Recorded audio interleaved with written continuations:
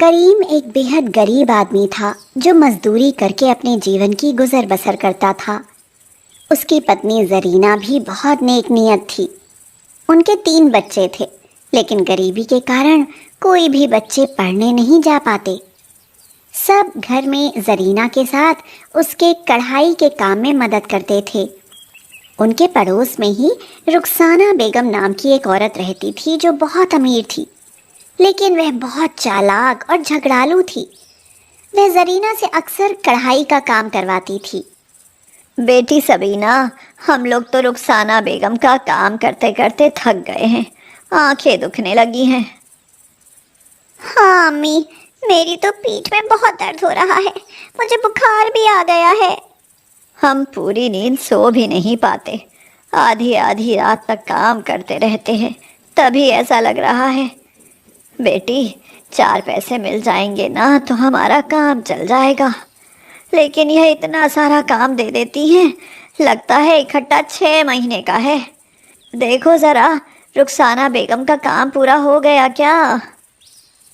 हाँ अम्मी जान, उनका काम पूरा हो गया है, बस थोड़े से कुर्ते के दामन में कढ़ाई करने को रह गई है, वह मैं अभी पूरी कर देती हूँ। क्या करूँ, मजबूरी है, वरना हमारा भी दिल करता है कि थोड़ा आराम कर लें। देखना बेटी, क्या इसके अलावा और भी किसी का काम है क्या? नहीं अम्मी, अब किसी का काम नहीं रह गया है। या अल्लाह, या खुदा रहम कर, ईद आ रही है, किसी बच्चे के पास कपड़े नहीं हैं। तुम्हारे अब्बू भी इस समय परेशान हैं, उनका मालिक कहता है कि अभी काम कम है और कारीगर ज़्यादा हैं, इसलिए वह तुम्हारे अब्बू को हटाने के लिए कह रहा था। आप परेशान ना हो, खुदा खैर करेगा, कोई ना कोई रास्ता निकाल ही देगा। छोटी लड़की समा रुखसाना बेगम के कपड़े देने चली गई और थोड़ी ही देर बाद समा खाली हाथ लौट आई। जरीना ने उससे पूछा, रुखसाना बेगम ने पैसे दे दिए? तो समा बोली, नहीं अम्मी, उन्होंने कहा है कि आज पैसे नहीं है, कल ले लेना। अम्मी, हम तो उम्मीद लगाए हुए थे कि रुपए मिल जाएंगे तो हम लोग कपड़े बनवा लेंगे। 2-3 दिन बाद करीम काम से वापस आकर आंगन में सिर झुकाकर बैठ गया। जरीना ने उससे पूछा, क्या क्या बात है, आपकी तबीयत ठीक नहीं है क्या? करीम उदास होकर बोला, जरीना, मेरी तबीयत तो ठीक है, लेकिन आज मालिक ने मेरी छुट्टी कर दी है और कहा है जब काम आएगा तब हमें बुलाएगा। अब क्या होगा? एक तो घर में खाने के लिए भी कुछ नहीं, हमारी ईद कैसे बनेगी?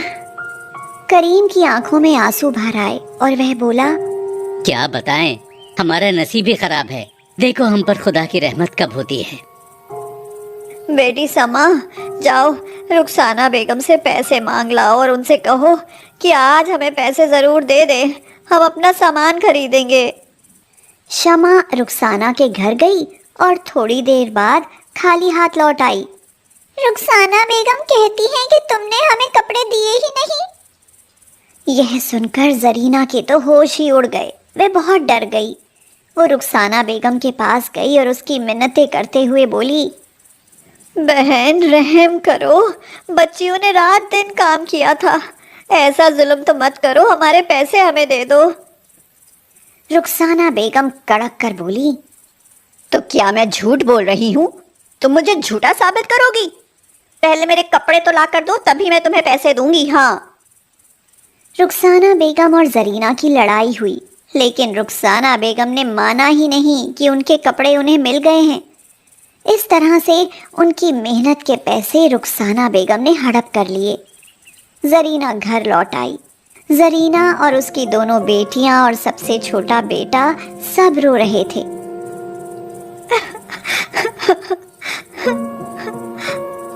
करीम बाहर से घूम कर आया तो उसने जब सबको रोते हुए देखा तो पूछा, क्या बात है?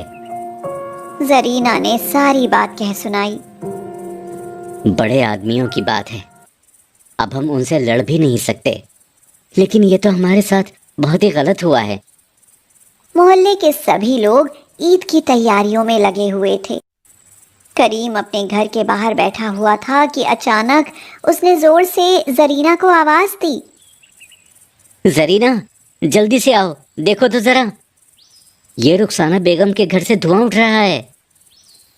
ارے ہاں، لیکن میں نے تو رخسانہ بیگم کو بازار میں جاتے ہوئے دیکھا تھا۔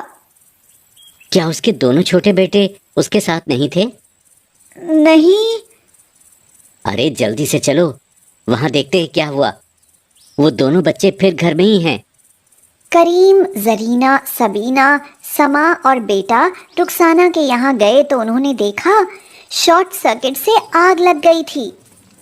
کیا خدا، یہ تو شارٹ سرکٹ سے آگ لگی ہے اور ان کے دونوں بچے گھر میں ہی ہیں۔ رخسانہ بیگم بچوں کو گھر میں ہی چھوڑ کر باہر تالا لگا کر گئی ہوئی تھی۔ کریم نے اینٹ مار کر تالا توڑ دیا اور سب کے ساتھ اندر گھس گیا۔ ارے یہ تو پردوں میں بھی آگ لگ گئی اور بچے کمرے کے اندر ہی ہیں۔ اتنی زور سے آگ چل رہی ہے، کیسے اندر جاؤں؟ اوہ! سما اور سبینہ دونوں چلائیں، ابو جان آپ جلدی سے بجلی کی لائن کاٹیے، ہم دونوں ان بچوں کو نکال کر لاتے ہیں۔ کریم نے جھپٹ کر مین سوئچ بورڈ سے لائٹ بند کری۔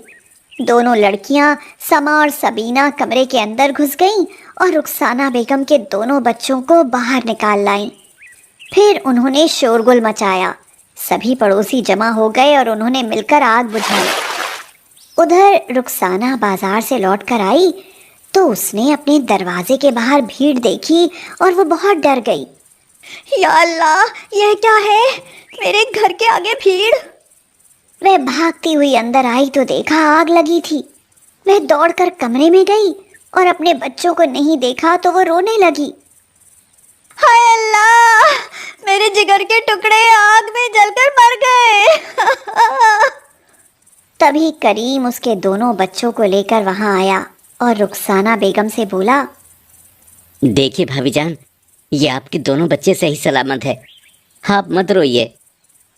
پڑوسیوں نے رخسانہ بیگم سے کہا، ہاں، کریم اور اس کی بیٹیوں نے اپنی جان پر کھل کر آپ کے دونوں بچوں کو بچایا ہے۔ رخسانہ بیگم کو اب بہت افسوس ہو رہا تھا۔ بھائی جان، آپ نے میرے لیے بہت جوخم اٹھایا ہے، اس کا بدلہ تو میں جیون بھر بھی اتار نہیں پاؤں گی۔ دیکھو بہن، اس میں نے کیا کیا ہے؟ میں نے تو اپنا فرض نبھایا ہے۔ انسان کو کبھی بھی اپنی انسانیت نہیں بھولنی چاہیے، خدا کے گھر بھی تو جانا ہے نا۔ یہ سن کر رخسانہ بیگم کا سر شرم سے جھک گیا۔ اگلے ہی دن وہ اپنے پتی کے ساتھ کریم کے گھر آئیں۔ ان کے ہاتھوں میں مٹھائی کے ڈبے، سبھی بچوں کے لیے کپڑے تھے۔ رخسانہ نے زرینہ کے پیسے اس کے ہاتھ میں پکڑاتے ہوئے کہا، آپ کی بدولت ہمارے دونوں بچے صحیح سلامت ہیں۔ ہم اس بار کی عید آپ کے ساتھ منائیں گے اور بھائی جان کی نوکری کا بندوبست ہمارے میاں جی نے کرا دیا ہے۔ کریم نے دیکھا کہ رخسانہ بیگم کے پتی رحمت علی کھڑے مسکرا رہے تھے۔ انہوں نے کریم کی نوکری اپنی کمپنی میں لگوا دی۔ عید والے دن کریم کے گھر میں سارے جہان کی خوشیاں اتر آئی تھیں۔